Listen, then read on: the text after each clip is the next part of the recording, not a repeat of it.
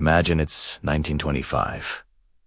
Paris is beautiful, but it's broke. The city is struggling so much that even its most famous landmark, the Eiffel Tower, is starting to look a little worse for wear. Rust is creeping up its iron legs, and some newspapers are even calling it an eyesore. It's in this climate of desperation that a man named Victor Lustig cooks up one of the most audacious scams in history. Lustig was a master of deception. He had official-looking government documents forged and fancy stationery printed. Then, he invited the top scrap metal dealers in Paris to a secret meeting at the ultra-luxurious Hotel de Cré. Picture this.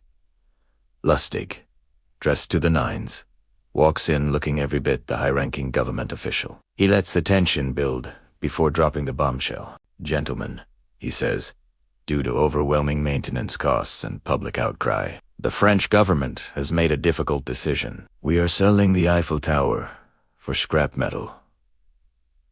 The room is silent. The dealers are in shock. Sell the Eiffel Tower? It sounds insane.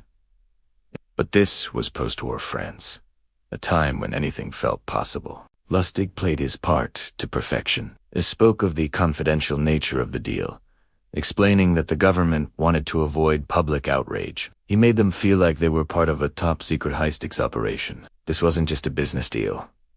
It was a matter of national importance. Now, for the masterstroke. Lustig didn't just auction it off. He identified the most eager, and perhaps most insecure, dealer in the group. A man named André. Poisson desperately wanted to be seen as a major player in Paris's business circles. Lustig hinted that there was competition for the contract, and that a little something extra might secure the deal. Poisson took the bait and paid a hefty bribe, handing over a suitcase full of cash directly to Lustig to grease the wheels. As soon as the money was in his hands, Lustig and his accomplice were on the first train out of Paris. Poisson, meanwhile, was left with a fake contract and a whole lot of embarrassment. He was so humiliated that he never reported the crime to the police. And here is the craziest part.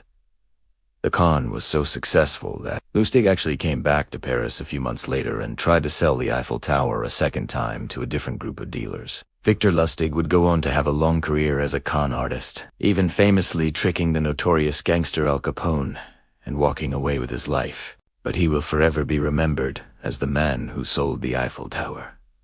Thanks for watching. If you enjoyed this unbelievable story, don't forget to hit that like button and subscribe for more incredible tales from history. See you in the next video.